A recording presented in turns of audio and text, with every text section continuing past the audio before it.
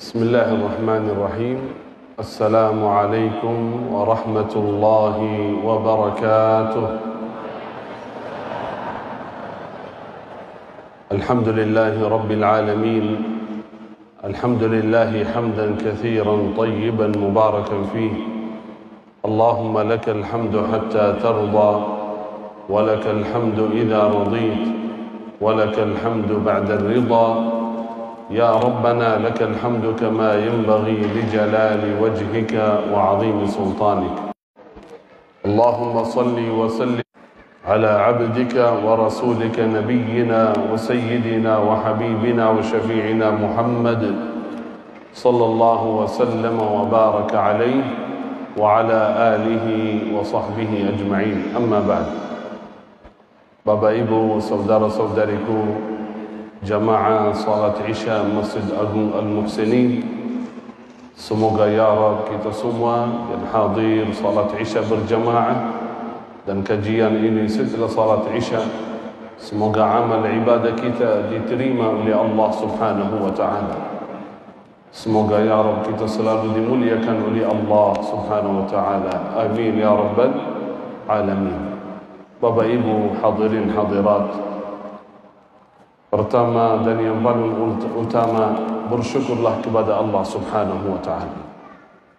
Selalu bersyukur kepada Allah atas segala nikmat.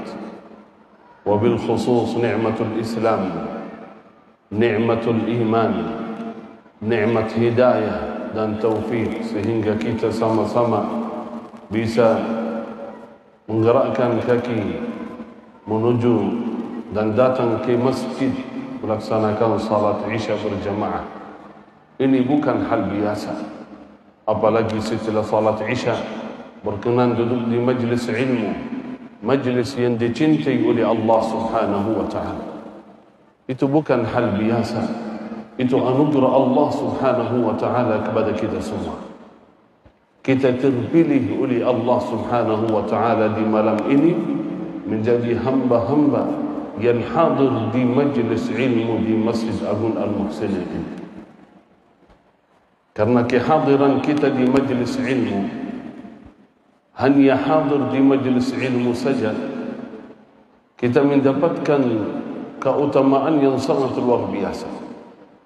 Salah satunya, sebelum selesai majlis ini, sebelum kita keluar dari pintu Masjid Al-Muhsinin, sebelum kita pulang ke rumah masing-masing, Allah mengampuni dosa kita semua.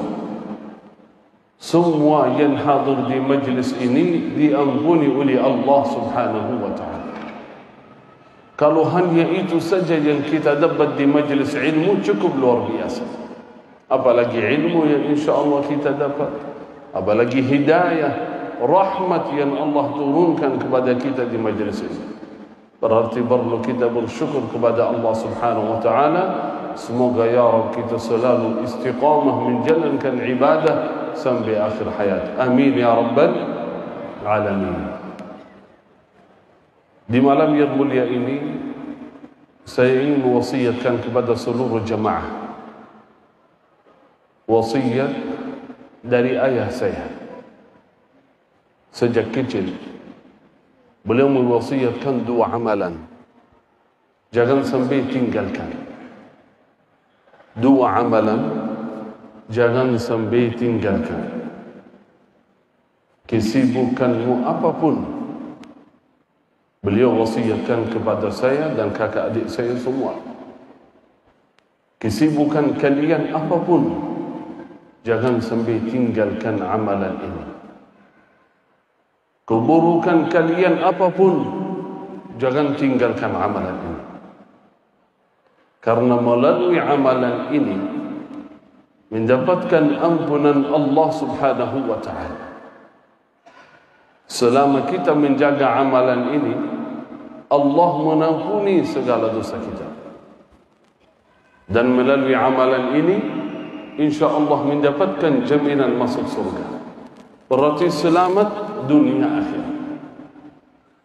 Yang pertama adalah salat.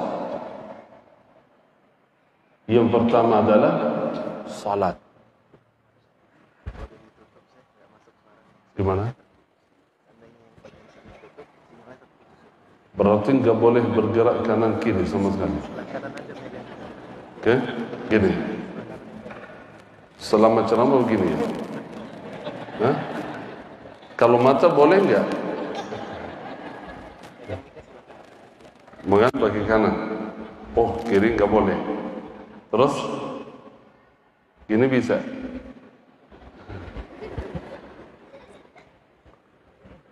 Amalan yang pertama, salat. Jangan sampai tinggalkan salat.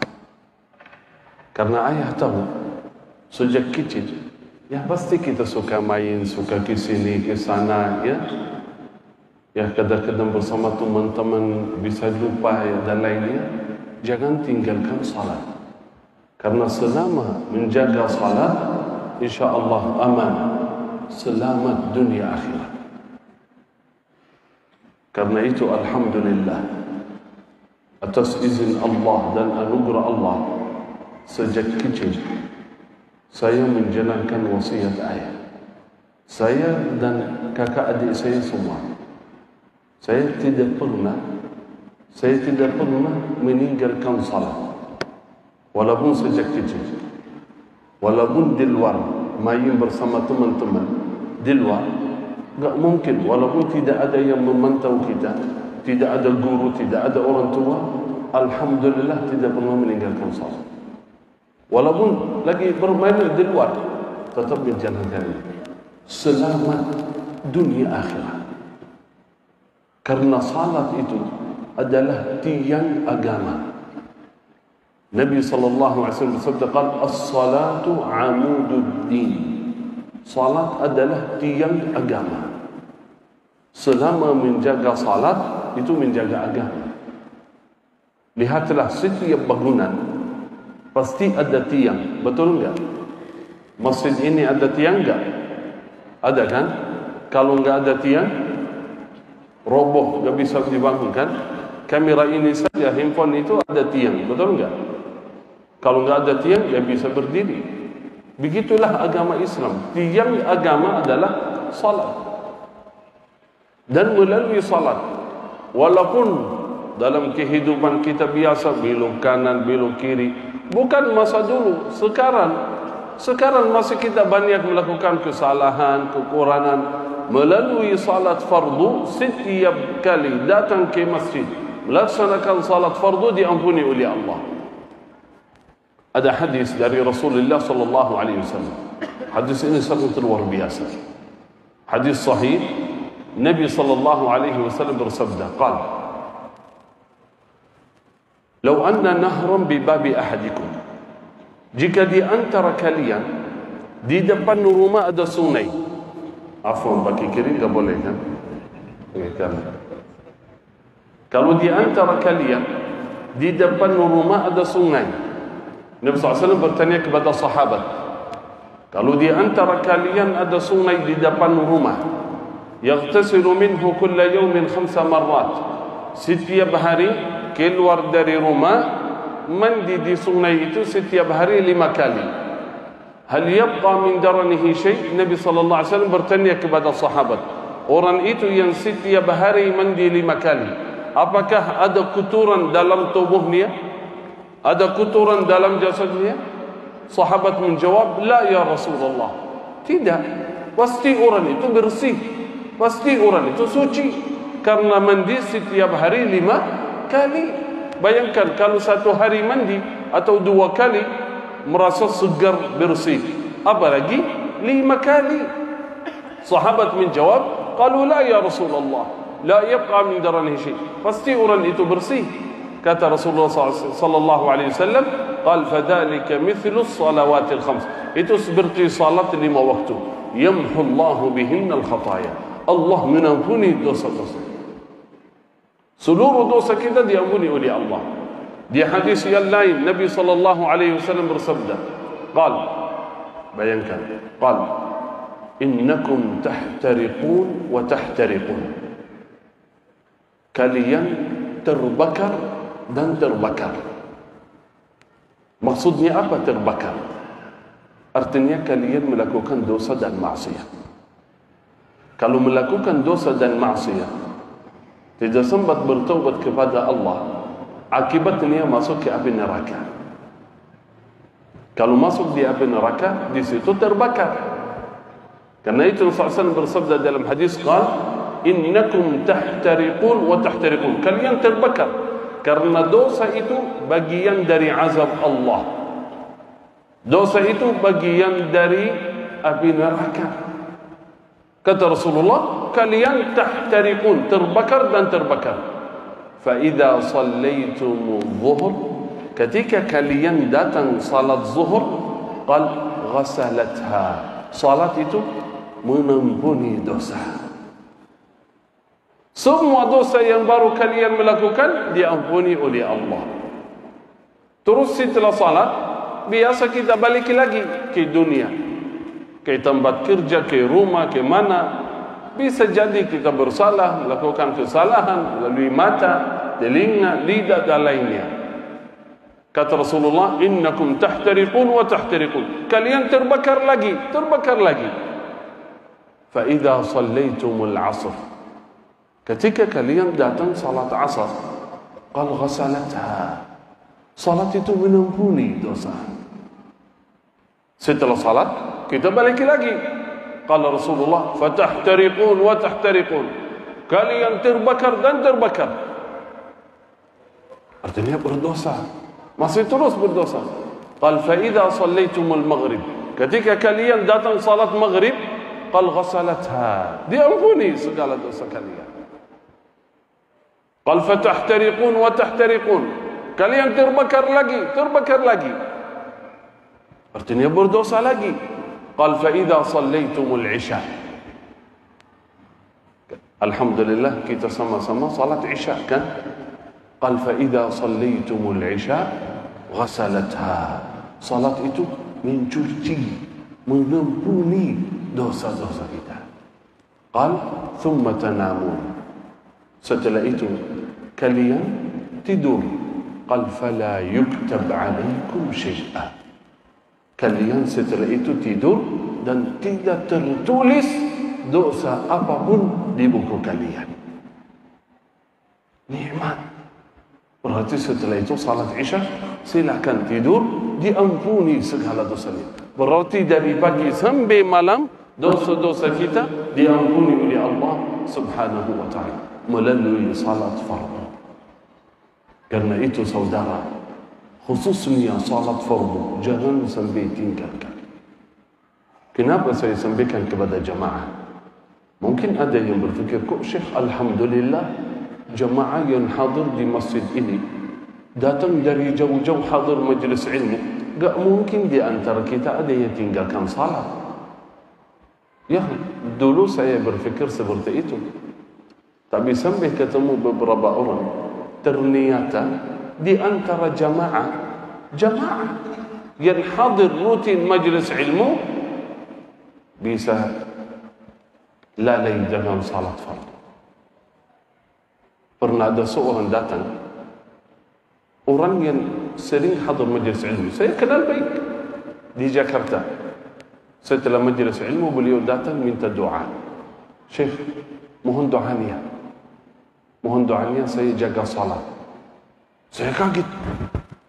Kalau masalah salat perlu kita tegas. Saya kaget.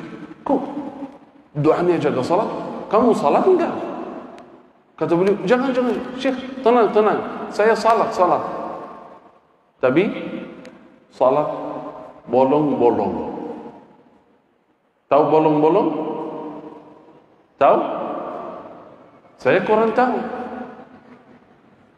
Ketika beliau kata salat bolong-bolong, saya kurang tahu. Saya tanya, kok salat bolong-bolong? Apa itu salat bolong-bolong itu? Belum pernah saya dengar salat bolong-bolong itu. Kapan waktunya gitu? Belum pernah saya amalkan ini. Yang saya tahu salat subuh, salat duha, salat qiyamul lail, salat asar, maghrib. Salat bolong-bolong itu kapan?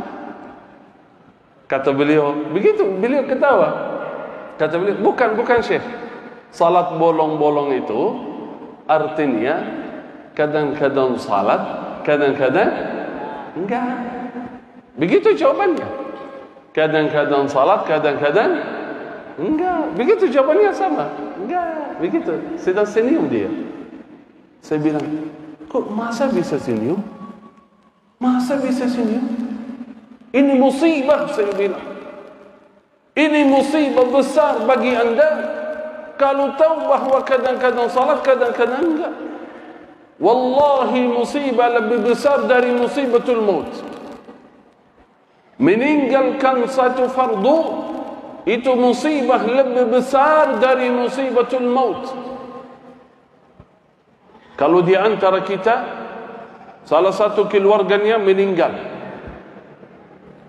ayah, ibu, anak, kalau misal meninggal, kira-kira orang itu saat ayahnya meninggal atau anaknya meninggal, bisa enggak beliau senyum? Bisa enggak?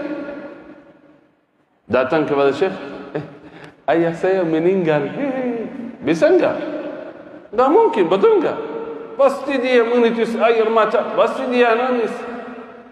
Atau misal kalau di antara kita kena musibah, motornya hilang, atau rumahnya terbakar, atau usahanya bangkrut, kena musibah, kira-kira orang itu bisa senyum enggak? Datang, rumah saya sedang terbakar, bisa enggak?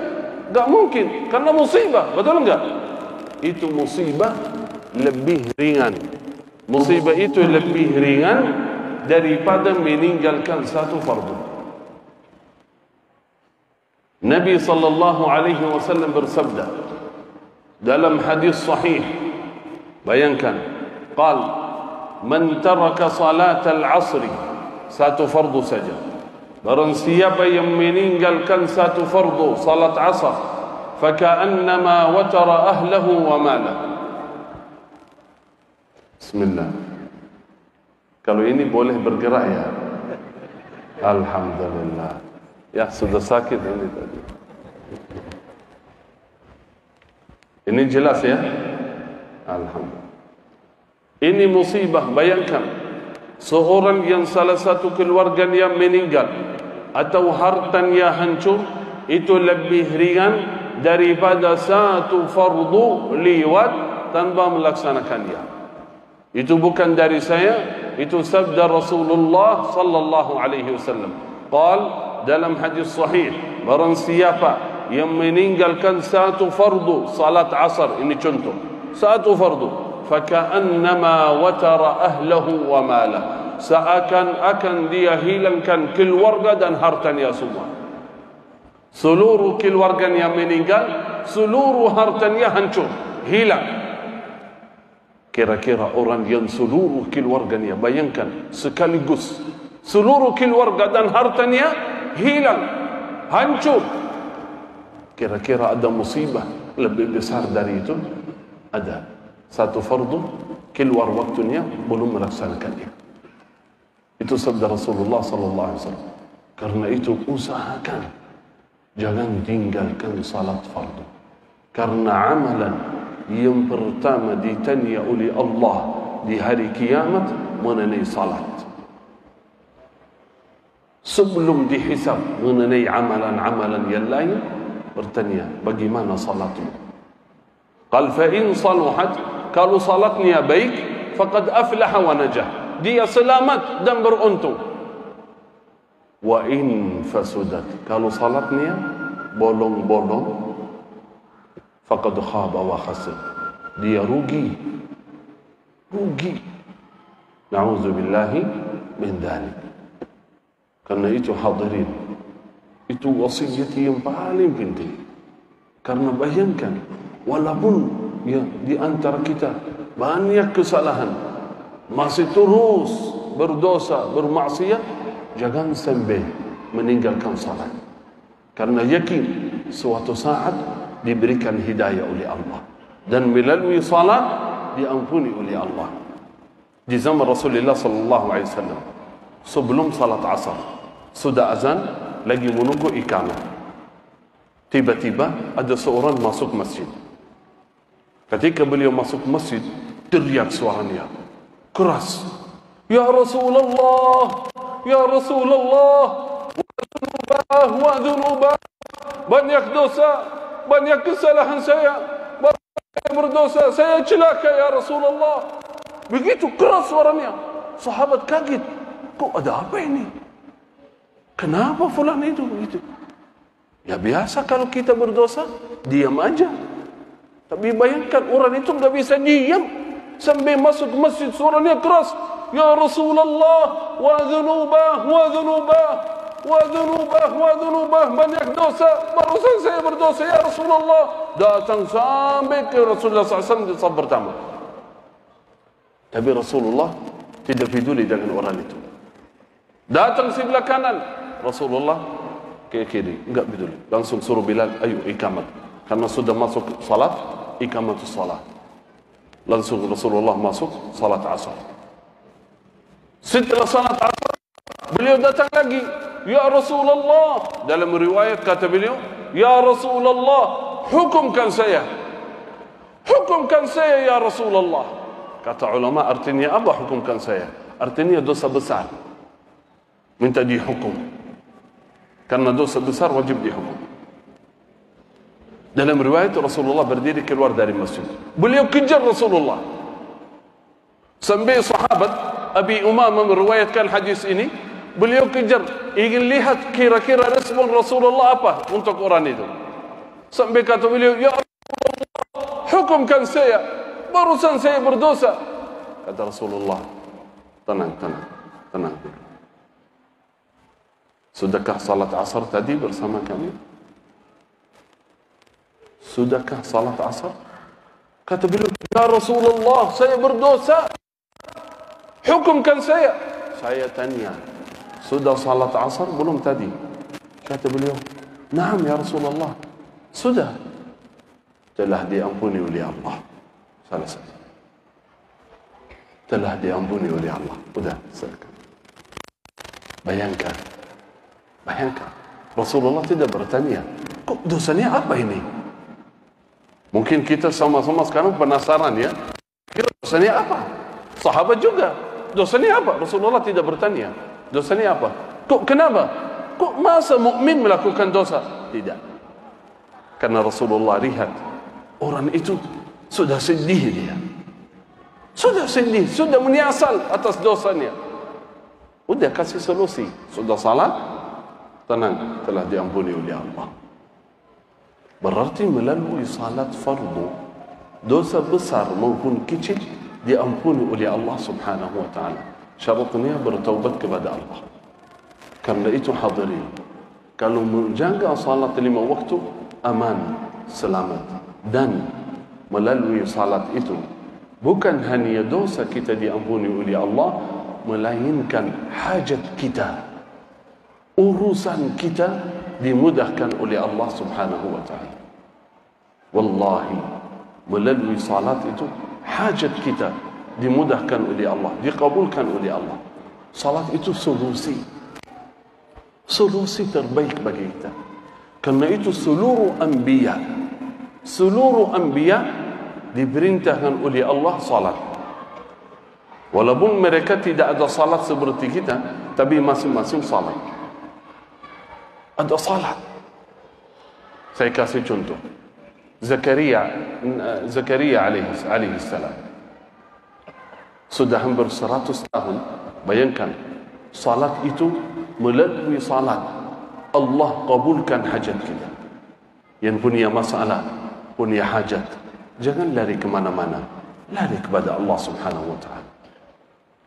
Zakaria alaihi salam masuk ke mihrab, melihat Maryam alaihi salam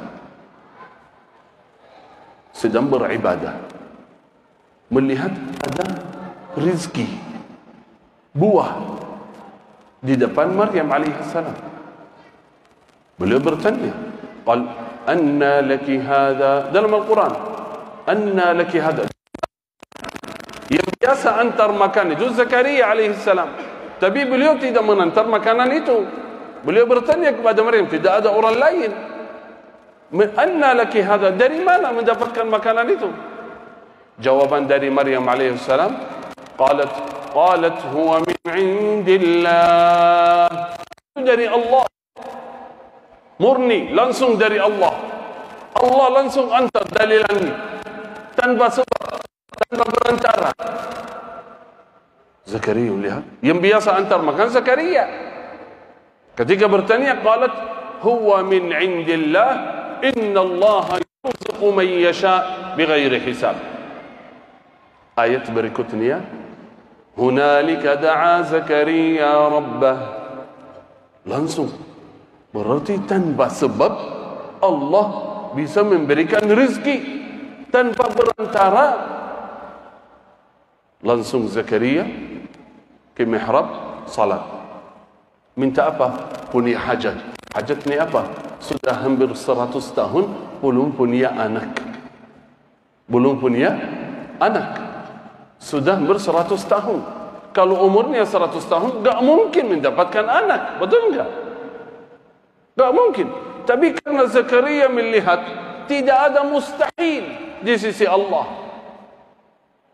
Sebagaimana Maryam alaihi salam, Allah memberikan makanan buah tanpa berantara, tanpa ada sebab, berarti Allah Maha Kuasa. Udah, tugas saya berdoa, salat. Langsung dia salat. Belum selesai salat, fanadatul malaikatu wa huwa qaimun yusalli. Langsung Allah menurunkan malaikat. Malaikat memanggil, ya Zakaria, inna Allah yubashshiruk. Wahai Zakaria, Allah memberikan kabar gembira. Istrinya hamil. Padahal istrinya sudah ajuz, sudah tua, tak mungkin hamil. Allah memberikan kabar gembira, istrinya hamil. Yubashshiruka bi ghulamin ismuhu Yahya. Anak dan beri nama Yahya dari Allah langsung. Berarti melalui salat tidak ada mustahil. Ada kisah di zaman ini, saya sampaikan kepada jemaah, biar jangan putus asa, karena kita punya Allah. Punya Allah. Allah yang maha kaya, Allah yang maha kuasa. Seorang kaya, orang baik, punya rumah besar dekat pantai, dekat laut. Salah satu hari beliau merasa sempit dadanya. Ada yang mengganggu fikirannya. Dia enggak tahu apa itu. Langsung udah keluar dari rumah, jalan-jalan di pantai. Karena biasanya kalau ke pantai refreshing ya, senang gitu. Udah langsung dia pakai baju, keluar dari rumah, jalan-jalan di pantai. Mudah-mudahan gelisah ya, yang ada dalam dadanya, dalam hati itu hilang. Dia keluar di pantai, belum nyaman, belum betah ya hatinya. Akhirnya beliau melihat masjid. Di sana ada masjid. Orangnya baik. Kata beliau, daripada saya jalan-jalan, belum betah ya, belum hilang rasa sedih atau rasa gelisah, saya masuk masjid aja salat 2 rakaat. Bukan waktu salat. Salat yang lain, bukan waktu salat. Masuk masjid, menambil air wudu. Ketika masuk masjid, beliau lihat di masjid ada orang yang sedang doa. Sudah selesai salat, beliau berdoa di ujung masjid. Angkat tangan dan doanya keras sambil beliau nangis. Ya Allah, ya Allah, ya Allah. Kata beliau, pasti orang itu punya hajat, punya masalah. Karena bukan waktu salat, dan begitu beliau nangis ketika berdoa, berarti punya hajat. Biasa ya, kalau punya hajat, mudah sekali kita nangis, betul kan? Beliau kata, saya bantu insyaAllah. Ketika beliau berkata, saya bantu, niat dalam hati membantu dia, Allah menenangkan hatinya. Tenang hatinya. Ini salah satu amal salih yang luar biasa, yang menolong, membantu orang lain. Nunggu sampai selesai doa. Ketika beliau mau keluar dari masjid, beliau tahan dulu. Maaf. Kaget. Ada orang ini. Ya, dari tadi saya dengar doanya. Mohon maaf, boleh saya tanya apa hajatnya? Terima kasih Pak. Nggak ada Pak. Terima kasih.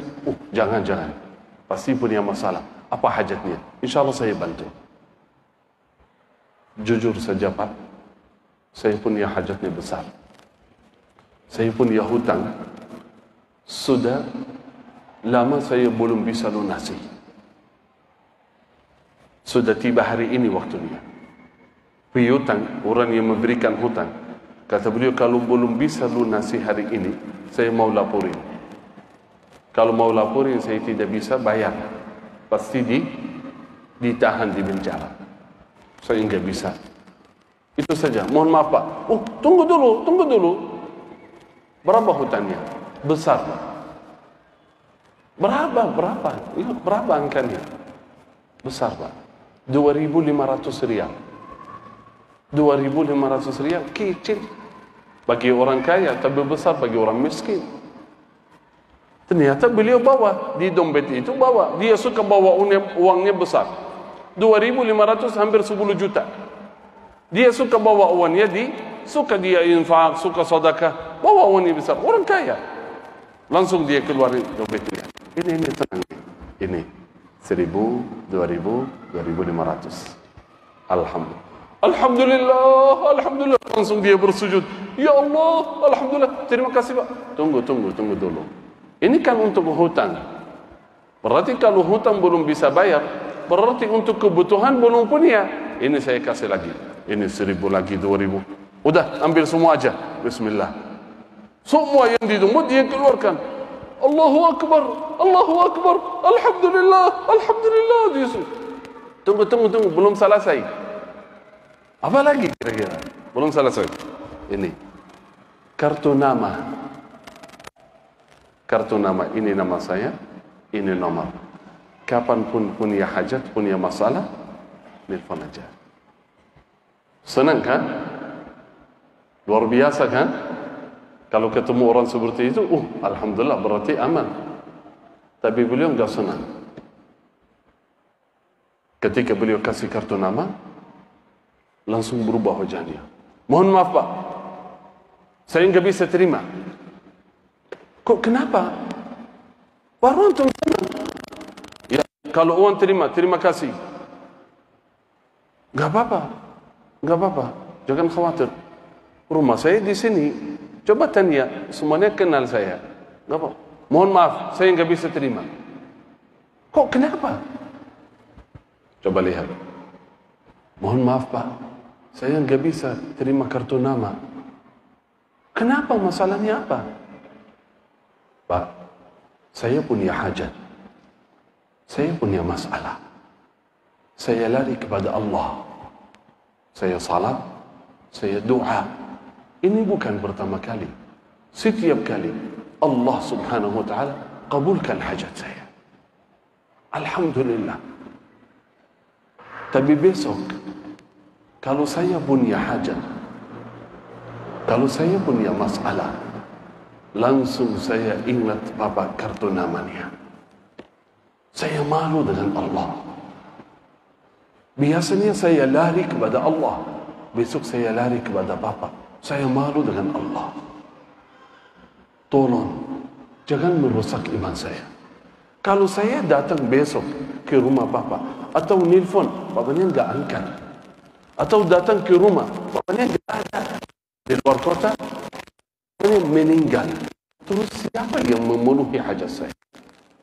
Tolong biarin saya. Saya sudah tahu jalannya. Salat, doa, selesai. Bayangkan, berarti salat itu menjaga hubungan dengan Allah Subhanahu. Karena itu, jangan putus asa. Apapun masalahnya, apapun hajat kita, kita punya Allah. Dan Allah berikan kunci salat dan doa. Punya hajat, ambil air wudu kapan saja, apalagi saat malam, apalagi sepertiga malam. Tidak ada orang yang punya hajat. Saya tidak kenal orang yang punya hajat istiqamah rutin menjaga salat qiyamul lail, berdoa, kecuali Allah kabulkan hajatnya. Tahu kenapa? Seperti malam di saat qiyamul lail, Allah yang memanggil kita. Allah yang memanggil kita. Wahai hamba-hambaku, siapa yang punya hajat, siapa yang punya masalah, siapa yang berdoa, aku ijabah doanya. Allah yang memanggil kita. Karena itu tak mungkin Allah memanggil kita berdoa Allah enggak terima. Salat kunci sukses kehidupan kita dunia dan akhirat. Semoga kita ya Rabb bukan hanya menjaga salat fardu 5 waktu, selalu dekat dengan Allah Subhanahu wa taala. Kapan saja berbanyaklah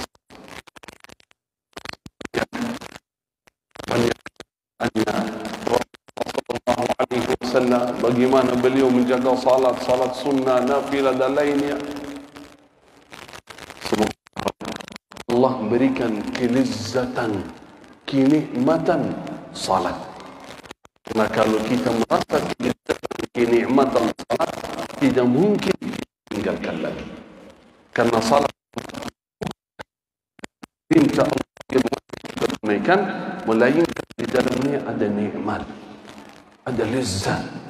Karena itu orang-orang saleh bukan hanya menjaga salat 5 waktu, biasanya mereka nunggu waktu qiyamul lail ketika manusia tidur, sebagaimana kata Nabi sallallahu alaihi wasallam, qal wa sallu bil laili wan nas. Salat di waktu malam ketika manusia tidur, tadkhulul jannata bisalam, akan masuk surga. Semoga ya Rabb kita selalu diberi taufik oleh Allah Subhanahu wa taala menjalankan perintah salat. Amin ya rabbal alamin. Ini yang pertama. Yang kedua, Al-Quran. Al-Quran. Siapa yang dekat dengan Al-Quran, Allah memuliakan dia dunia akhirat. Bukan hanya para penghafal Quran, walaupun di antara kita belum mampu menghafal Al-Quran, enggak apa-apa, enggak masalah. Jangan jauh dari Al-Quran. Baca Al-Quran. Karena semakin dekat dengan Al-Quran, semakin dimuliakan oleh Allah Subhanahu wa ta'ala.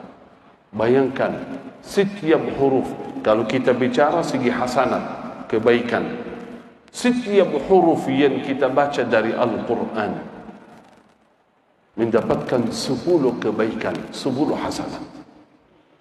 Nabi sallallahu alaihi wasallam bersabda, "Man qara'a harfan min kitabillah falahu bihi hasanah."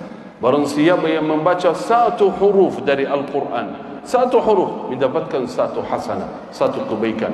Wal hasanatu bi 10 amsalha. Satu hasanat 10 kali lipat. La aqulu alif lam mim harf. Aku tidak berkata alif lam mim satu huruf, walakin tetapi alif satu huruf, lam satu huruf, mim satu huruf. Berarti kalau baca alif lam mim saja mendapatkan 30 hasanat.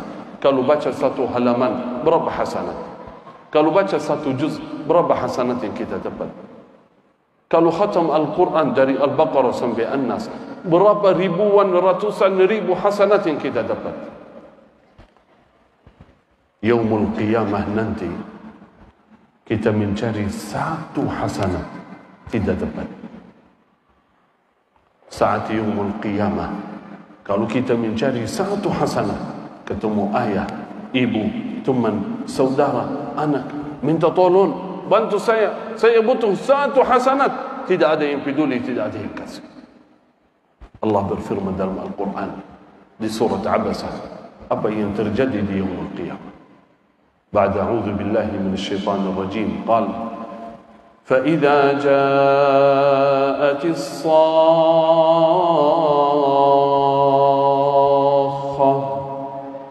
فإذا جاءت الصاخة jika tiba yaumul sakhah, yaumul qiyamah, yaumul qari'ah, apa yang terjadi ya Allah? يوم يفر المرء من أخيه يوم يفر المرء من أخيه. Saat itu semuanya akan lari dari saudara kandungnya. Lihat saudara kandung di yaumul qiyamah lari jauh darimu, gak bisa membantu, butuh tolong, bantu saya satu hasanat. Tidak ada yang peduli, tidak ada yang kasih. Bukan hanya dari saudara kandung. Wa ummihi wa abihi, wa ummihi wa abihi, dari ibunya sendiri, dari ayahnya sendiri. Lari jauh dari ibu dan dari ayah. Kalau ibu ketemu anaknya atau anak ketemu ibu, tolong ibu, bantu saya satu hasanat agar saya selamat, saya butuh satu. Gak ada yang peduli, gak ada yang kasih. Kalau di dunia anak minta apa saja dari ibunya dikasih. Kan ayah dan ibu bekerja keras di dunia untuk anaknya, apapun permintaan dia kasih. Tapi di sana tidak bisa. Bukan hanya dari ayah dan ibu. Wa sahibatihi wa banihi, dari istrinya dan anak-anaknya. Ketemu istri, saling mencintai di dunia, di sana minta tolong, istriku yang tercinta butuh satu hasanat, dua hasanat, tidak bisa. Kenapa? Allah menjelaskan, qal likulli imri'in minhum yawma idzin sya'nun yughni, likulli imri'in minhum yawma idzin sya'nun yughni. Setiap orang punya urusan sendiri. Yang penting saya selamat, bukan ayah, bukan ibu, bukan saudara, bukan teman, bukan anak. Yang penting saya selamat. Satu hasanat tidak dapat. Tapi kalau di dunia, santai di rumah, di jalan, di masjid, ambil Al-Quran atau melalui handphone, buka satu halaman baca 2 menit, 3 menit, mendapatkan ratusan hasanat. Baik hafal, belum hafal. Baik mengerti maknanya, belum mengerti maknanya. Baik bacaannya lancar, belum lancar, tetap mendapatkan ratusan hasanat. Berarti beruntunglah orang yang selalu dekat dengan Al-Quran. Bukan itu saja, makin dekat dengan Al-Quran di dunia, Al-Quran kenal baik kita di akhirat. Semakin dekat dengan Al-Quran, walaupun baca, nanti di akhirat yaumul qiyamah, saat kita lari mencari bantuan, mencari pertolongan, Al-Quran datang. Kenal baik kita. Kenal baik. Dari mana kenal baik? Dari dunia. Dari dunia. Karena setiap hari bertemu Al-Quran, membaca. Setiap hari bukan. Kalau saya bertanya Bapak Ibu ini, karena Nabi SAW bersabda, qal yaumul qiyamah, di hari kiamat nanti Al-Quran akan datang. Al-Quran ini akan datang nanti di hari kiamat. Untuk apa datang? Kan enggak baca lagi. Di sana hanya balasan, enggak ada amalan. Baca untuk memberikan balasan. Mencari mana fulan, mana fulana, mana sahabatnya yang selalu di dunia dekat dengan Al-Quran. Al-Quran kenal baik. Kenal baik kita. Lihat fulan fulana langsung kenal baik. Dan Al-Quran bicara. Dalam hadis Al-Quran berbicara. Yaqul ya Rabb, ya Rabb, fulan ini sahabat saya ya Allah. Izin aku berikan syafaat kepadanya. Ya Allah, izin aku berikan syafaat kepada fulan ini. Ashartu laylahu. Sering beliau bangun di tengah malam membaca Al-Quran. Setiap hari ibu membaca Al-Quran. Tidak mungkin lewat satu hari belum baca. Saya kenal baik ya Allah. Aku bersaksi, kata Al-Quran. Aku bersaksi ya Allah. Faya'dhanullahu lahu. Allah mengizinkan. Silakan bawa fulan ke surga. Kenal baik. Coba lihat. Ambil Al-Quran dan tanya. Coba nanti ketika pulang ke rumah, ambil Al-Quran dan tanya. Ya Quran, ya Quran, kenal saya enggak? Enggak bisa jawab kan? Sekarang enggak bisa jawab. Tapi sebenarnya jawabannya masing-masing sudah tahu jawabannya. Betul? Sudah tahu jawabannya. Al-Quran apakah kenal kita atau tidak? Sudah tahu jawabannya. Karena Nabi SAW bersabda, "Iqra'ul Qur'an, fa innahu ya'ti yawmal qiyamati syafi'an li ashabihi." Bacalah Al-Quran, karena sesungguhnya Al-Quran akan datang nanti di hari kiamat memberikan syafaat, pertolongan kepada sahabatnya. Siapa sahabatnya? Bukan hanya para penghafal saja, bukan para ustaz, para imam yang sering membaca. Siapa saja di antara kita yang setiap hari bertemu Al-Quran, itu namanya sahabat. Coba lihat bahasa yang sederhana dari Rasulullah. Kata beliau sallallahu alaihi wasallam, sahabatihi, sahabat. Artinya apa sahabat? Artinya kenal baik, dekat dengan kita. Kita masing-masing punya sahabat, betul? Artinya apa sahabat?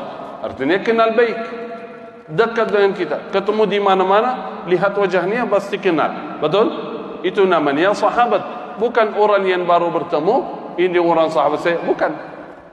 Sahabat itu kenal. Saya mau tanya kepada jamaah ini. Alhamdulillah, di malam ini di Masjid Agung Al-Muhsinin bertemu Syekh Muhammad Jabir. Sudah kenal belum ini? Kenal kan?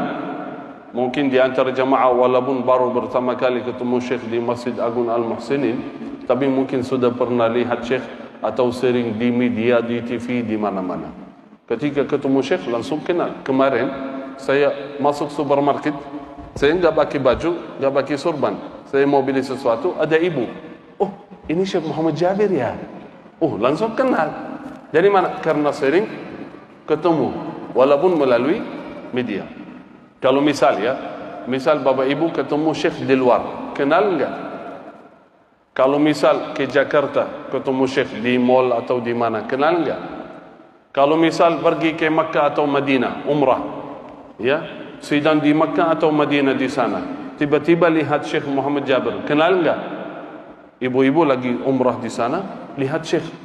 Oh, ini Syekh Muhammad Jabir kan? Syekh, Assalamualaikum. Waalaikumsalam. Syekh Muhammad Jabir kan? Ya. Syekh, kenal saya? Enggak.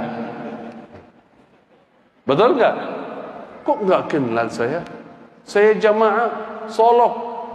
Solok mana itu? Masjid Agung Al-Muhsinin. Saya lupa, ini banyak masjid yang saya isi di mana-mana, saya enggak hafal. Kok Syekh enggak percaya? Enggak kenal saya?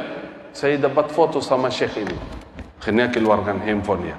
Ah, ini foto sama Syekh ini. Cari-cari dulu, cari. Oh, ini fotonya. Ini Syekh kan? Sama saya. Oh ya betul. Ini saya, tapi ini siapa? Enggak kenal ini. Enggak kenal, betul enggak? Karena ketemu sekali. Kalau sering bertemu, pasti kenal. Betul enggak? Kemarin, bukan hanya sering. Kalau ketemu berkali-kali, tapi lama enggak ketemu bisa jadi lupa. Betul enggak? Kemarin diundang di Palembang. Tiba bandara, panitianya jemput. Ketika dalam perjalanan, ada orang berkata, Syekh, fulan yusallim alaik. Ada fulan memberi salam kepada Syekh. Waalaikumsalam. Syekh kenal kan? Enggak kenal saya. Kok enggak kenal? Kemarin isi di tempat beliau. Saya, iya. Isi bukan sekali, 3 kali. Di masjid beliau dia sebagai ketua, dan di usaha beliau, di usaha, dan di rumah beliau. Saya, iya.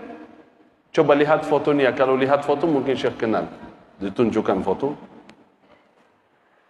Enggak kenal ini. Kapan saya itu? 2 tahun yang lalu. Oh pantas saya lupa ini. Biasa karena lama enggak ketemu. Begitulah Al-Quran. Sama persis. Kalau sering bertemu Al-Quran, walaupun sedikit baca setiap hari, sedikit baca. 1 juz, 1 jam, setengah jam, 10 menit. Setiap hari bertemu Al-Quran, pasti Al-Quran nanti di hari kiamat. Di antara miliaran manusia, lihat wajah fulan, wajah fulana, Al-Quran kenal. Fulan, ini kenal baik. Ya Allah, ini sahabat saya. Ini fulan sahabat saya, aku bersaksi sering membaca Al-Quran ini ya Allah. Walaupun baca saja, walaupun baca. Izin aku berikan syafaat kepada fulan ini, bawa fulan ke surga. Bawa fulan ke surga. Bawa fulan ke surga. Begitu terus. Saat yaumul qiyamah itu, ketika Al-Quran bawa fulan, fulana, mungkin di antara jamaah melihat, oh ini Al-Quran membawa jamaah ke surga, saya mau juga. Ya Quran, tolong bawa saya ke surga. Kata Al-Quran, ini siapa ya? Enggak kenal ini. Enggak kenal. Saya baca. Baca? Kapan? Kemarin ada ta'ziyah baca Yasinan. Atau di bulan Ramadan saya baca. Di bulan Ramadan, maaf saya lupa, enggak kenal. Kalau jarang bertemu Al-Quran, bisa riwayat berhari-hari tidak membaca, enggak kenal. Karena itu kalau ingin selamat di akhirat, ini di akhirat, belum saya sampaikan di dunia, banyak keutamaannya. Wallahi ini kitabullah ini, kitabullah Al-Quran ini banyak rahasia di dalamnya. Banyak nikmat anugerah Allah di dalamnya. Bukan hanya pahala kebaikan hasanat yang kita bisa dapat. Bukan hanya akhirat selamat. Wallahi dunia akan selamat kalau selalu bersama Al-Quran. Nabi sallallahu alaihi wasallam bersabda, qal, iqra'ul Quran wasalullaha hajatikum. Bacalah Al-Quran dan minta hajat kalian kepada Allah. Bacalah Al-Quran dan minta hajat kalian kepada Allah. Punya hajat, punya masalah, punya harapan, punya keinginan, baca Al-Quran. Baca surat apa saja, khatam Al-Quran satu kali dari Al-Baqarah sampai An-Nas. Harapannya, ya Allah punya hajat. Setelah selesai baca, angkat tangan dan berdoa, ya Allah tolong melalui wasilah khatam Al-Quran ini mudahkan hajat saya ya Allah, kabulkan hajat saya ya Rabbal Alamin. Sebutkan hajatnya. Nabi SAW bersabda, boleh melalui wasilah bacaan Quran meminta hajatnya kepada Allah. Berarti Al-Quran luar biasa ini. Apalagi di rumah. Kalau baca Al-Quran di rumah, rumah kita menjadi tempat yang barakah, tempat yang dilindungi oleh Allah dari segala keburukan. Rumah yang di dalamnya bacaan Al-Quran, Nabi sallallahu alaihi wasallam bersabda, qal syaitan akan lari jauh dari rumah. Syaitan lari jauh dari rumah yang ada di dalamnya bacaan Al-Quran. Kalau ingin keluarga sakinah, mawaddah, rahmah, jauh dari segala keburukan, dari ain, dari sihir, dari hasud, dari jin, baca Al-Quran, khususnya suratul Baqarah, baca. Karena Nabi sallallahu alaihi wasallam bersabda, qal, inna syaitan, sesungguhnya syaitan akan lari jauh dari rumah yang di dalamnya ada bacaan suratul Baqarah. Sangat luar biasa suratul Baqarah, khususnya di rumah. Yang punya masalah, banyak gangguan di rumah, ya, penyakit rohani maupun jismani, ini obatnya. Obat, bukan obat. Kalau obat beda sama syifa. Obat itu dari dokter yang kita beli, tidak ada jaminan bisa menyembuhkan penyakit, betul? Tapi Al-Quran syifa. Syifa artinya apa? Penyembuh. Allah yang berfirman dalam Al-Quran bahwa Al-Quran adalah syifa. Berarti punya hajat, punya penyakit, baca Al-Quran. Masih banyak keutamaannya. Kalau saya sembihkan keutamaan Al-Quran, waktunya Masya Allah bisa sampai subuh enggak habis, enggak selesai. Kalau jemaah siap, kita lanjut sampai subuh. Siap? Oh, siap? Hah? Siap? Yakin? Oh, sedikit, bukan semua ini. Saya khawatir lanjut nanti jemaahnya bubar ya semua. Ya, itu saja. Usahakan Bapak Ibu, usahakan setiap hari luangkan waktu untuk Al-Quran. Sampai ada hikmah, kata seorang saleh, Al-Quran tidak membutuhkan waktu. Waktu yang membutuhkan Al-Quran. Al-Quran tidak membutuhkan waktu. Waktu kita yang membutuhkan Al-Quran. Karena waktu kita diberkahi oleh Allah karena Al-Quran. Waktu kita, orang cerdas yang mulai, walaupun banyak kesibukannya, banyak aktivitasnya, mulai pagi hari dengan Al-Quran, agar aktivitasnya, waktunya diberkahi oleh Allah Subhanahu wa ta'ala. Baca setiap pagi hari, baca sedikit, baca. Usahakan punya wirid mengkhatamkan Al-Quran. Mohon maaf, saya mau tanya ini. Ini apa ini? Maaf ini. Ini apa ini? Tahu ini apa? Biasanya ada tali, kan? Ini apa itu? Setiap mushaf ada, kan? Betul? Kadang-kadang ada bukan satu, ada dua atau tiga. Betul? Untuk apa ini? Pembatas apa? Agar apa? Agar baca. Agar apa? Baca. Mulai Al-Fatihah. Terus selesai beberapa halaman, 1 juz, setengah juz, ya taruh pembatasannya di sini. Betul? Agar besok kalau mau lanjut lagi, lanjut dari sini. Terus baca lagi. Baca lagi. Terus di sini, ya sudah selesai waktunya, mau istirahat, mau tidur, mau kerja, taruh pembatasannya lagi. Betul? Besok lanjut lagi. Agar apa? Agar selesai khatam Al-Quran. Selesai khatam sampai surat An-Nas, mulai lagi. Nabi sallallahu alaihi wasallam bersabda, afdalul a'mal, amalan yang paling utama, amalan yang paling afdal adalah al-halul murtahil. Apa al-halul murtahil? Orang yang selesai khataman Al-Quran, mulai khatam lagi. Itu kebiasaan setiap orang mukmin, orang saleh sejak zaman Rasulullah sallallahu alaihi wasallam sampai zaman ini biasa mempunyai wirid khataman Al-Quran. Wirid membaca, baik setiap bulan khatam sekali, khatam 3 kali, atau setiap 2 bulan sekali. Yang penting ada wirid mengkhatamkan Al-Quran dari Al-Baqarah sampai Nas. Karena itu ada pembatasan ini. Kenapa kadang-kadang ada 2 atau 3? Karena sebagian ada wirid khatam Al-Quran, ada wirid penghafal Al-Quran. Ini untuk hafal. Ini warna biru misal untuk hafal, warna hitam untuk membaca. Artinya jangan jauh dari Al-Quran. Jagalah hubungan dengan Al-Quran. Punya wirid. Usahakan punya wirid. Bikin jadwal. Jangan sampai jadwal kita dari pagi sampai malam 24 jam. Dari pagi sampai malam ada waktu untuk kerja, ada waktu untuk tidur istirahat, ada waktu untuk tidur, ada waktu untuk makan dan minum, ada waktu untuk teman dan keluarga sahabat. Tidak ada waktu untuk Al-Quran. Kalau kita muhasabah, cobalah muhasabah diri, ya. Kalau makan saja, makan setiap hari berapa kali? 3, kan?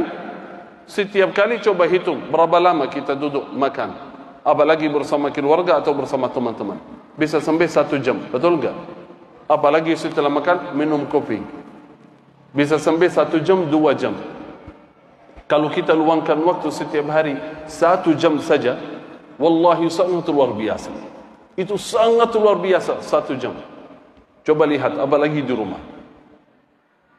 Apalagi di rumah. Khususnya ibu-ibu. Usahakan membaca Al-Quran di rumah. Niatnya memberkahi rumah dan keluarga. Saya sampaikan satu amalan. Yang saya harap jangan jamaah semua. Jangan ada yang tinggalkan amalan itu. 1 ayat. Yang sering sampaikan kepada jamaah dengan harapan tidak ada yang meninggalkan 1 ayat itu. Ayatul Kursi. Ayatul Kursi. Allahu la ilaha illa huwal hayyul qayyum. Khususan sesudah salat fardu. Kalau malam ini dari kajian ini di Masjid Agung Al-Muhsinin, itu saja yang kita dapat bawa pulang oleh-oleh dari kajian. Itu saja cukup luar biasa. Baca ayat kursi sesudah salat fardu 5 waktu. Tolong jangan sampai tinggalkan. Karena Nabi sallallahu alaihi wasallam bersabda dalam hadis sahih, barang siapa yang membaca ayatul kursi sesudah salat fardu, tidak ada yang menghalanginya dari surga. Tidak ada yang menghalanginya dari surga kecuali mati. Kecuali mati. Artinya nunggu mati masuk surga.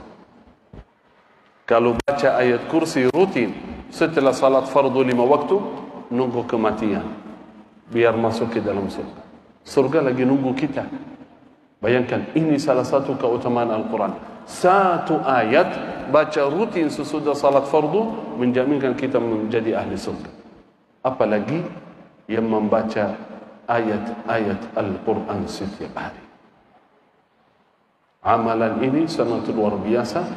Saya harap jangan tinggalkan.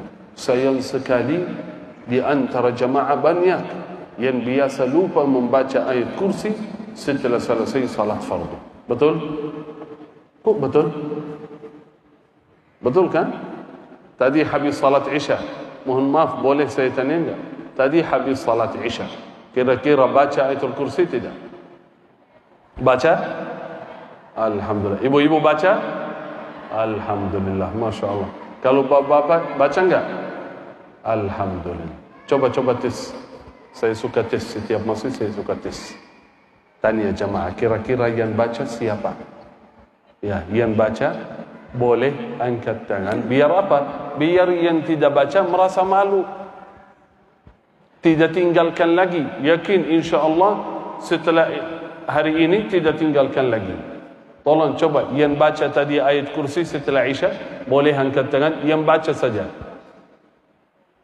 Yang tidak baca enggak usah. Mana yang suaranya kencang tadi baca ini? Enggak sampai 5% ini. Ya. Kenapa banyak belum baca? Mungkin ya. Mungkin baru tahu keutamaannya. Mungkin di antara kita pernah dengar keutamaannya melalui YouTube, baik melalui Syekh Ali Jabir rahimahullah atau saya atau guru-guru yang lain, tapi biasanya lupa membacanya. Tolong mulai hari ini jangan tinggalkan Al-Quran, khususan ayatul kursi sesudah salat fardu, agar kita menjadi ahli surga. Siap insyaAllah? Ayo mari kita sama-sama baca ayatul kursi masih ba'da Isya. Semoga ya Rabb kita menjadi ahli surga semua. A'udzu billahi minasy syaithanir rajim. Bismillahirrahmanirrahim. Allahu la ilaha illa huwal hayyul qayyum.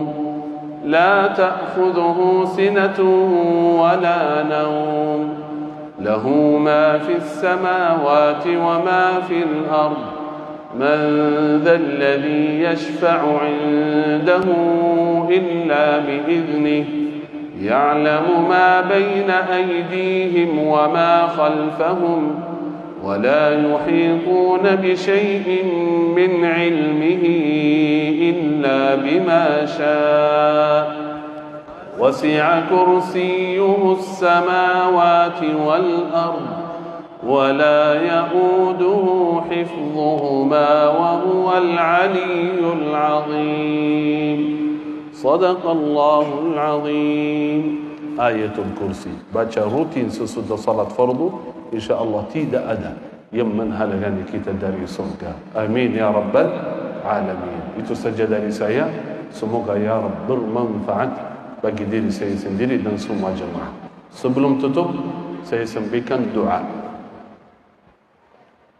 Setiap masjid, setiap kajian, saya suka sampaikan doa ini kepada jemaah. Kenapa? Karena doa itu sangat luar biasa. Singkat, mudah dihafal, mudah diamalkan. Dan keutamaannya surga Allah. Keutamaannya adalah surga. Kalau saya baca doa atau zikir keutamaannya surga, saya suka mengamalkan dan menyampaikan kepada jemaah. Kenapa? Karena itulah harapan kita. Itulah tujuan kita semua. datang ke masjid salat Isya, duduk di majlis ba'da Isya, harapannya apa? Surga Allah.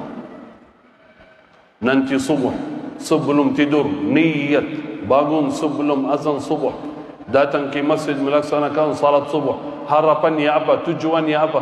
Surga Allah. Karena kita yakin dunia ini sementara, sebentar lagi kita pindah ke akhirat. Kalau di akhirat nanti hanya ada dua jalur, surga dan neraka. Harapan kita selamat dari api neraka menjadi ahli surga. Kalau ada amalan dari Rasulullah sallallahu alaihi wasallam yang mengamalkannya mendapatkan surga Allah, jangan tinggalkan. Jangan tinggalkan. Amalan ini, doa ini, Nabi sallallahu alaihi wasallam bersabda, yang baca doa ini surga mendoakan. Bayangkan, yang baca doa ini surga mendoakan. Apa doa surga? Surga mendoakan, ya Allah, masukkan orang ini ke dalam surga. Ya Allah, masukkan ibu fulanah ke dalam surga. Surga yang mendoakan, bukan syekh, bukan ustaz. Surga meminta kepada Allah, ya Allah, tolong masukkan orang ini ke dalam surga. Surga ingin kita masuk ke dalamnya kalau baca doa ini. Saya suka sampaikan kepada jamaah, karena jujur saja harapan dan doa saya, seluruh jamaah yang saya bertemu dengan mereka di dunia, saya berharap bertemu lagi di surga. Amin ya rabbal alamin. Apa itu doanya? Allahumma inni as'aluka al-jannah. Allahumma inni as'aluka al-jannah. Allahumma inni as'aluka al-jannah. Sudah hafal semua? Itu saja doa. Apa artinya? Ya Allah, saya minta surga. Itu maknanya. Ya Allah, saya minta surga. Nabi sallallahu alaihi wasallam bersabda dalam hadis sahih riwayat Imam Ibn Majah, Imam Tirmidzi, qal, barang siapa yang membaca doa Allahumma inni as'aluka al-jannah 3 marrat, 3 kali, qalatil jannah, surga berkata, surga berdoa, surga memohon kepada Allah, Allahumma adkhilhu al-jannah, ya Allah, masukkan orang ini ke dalam surga. Bayangkan surga mendoakan, ya Allah, masukkan orang ini ke dalam surga. Kalau baca doa hari ini, surga mendoakan hari ini. Baca lagi besok, surga minta lagi besok. Baca lagi lusa, surga minta lagi lusa. Tak mungkin orang yang surga mendoakannya akhirnya tidak masuk ke dalamnya. InsyaAllah masuk tanpa hisab, tanpa azab. Amin ya rabbal alamin. Mari kita sama-sama baca doa ini 3 kali. Allahumma inni as'aluka al-jannah. Allahumma inni as'aluka al-jannah. Allahumma inni as'aluka al-jannah. Alhamdulillah, sudah 3 kali. Sekarang yakin surga sedang memohon kepada Allah, ya Allah, masukkan seluruh jamaah Masjid Agung Al-Muhsinin ke dalam surga. Surga mendoakan saat ini. Karena itu insyaAllah dengan iman dan yakin, husnul dhanni billah, berprasangka baik terhadap Allah, kita semua yang berkumpul di Masjid Agung Al-Muhsinin ini akan berkumpul lagi di dalam surga. Amin ya rabbal alamin. Terima kasih. Barakallahu fikum. Jazakumullahu khairan jazaa. Semoga ya Rabb majlis ini menjadi barakah bagi kita semua. Sebelum kita tutup, serahkan ke tim panitia. Semoga majlis ini ya Rabb menjadi saksi baik di hadapan Allah Subhanahu wa taala yaumul qiyamah. Amin ya rabbal alamin. Akhiru kalam, subhanakallahumma bihamdika asyhadu an la ilaha illa anta astaghfiruka wa atubu ilaik. Wassalamu alaikum warahmatullahi wabarakatuh.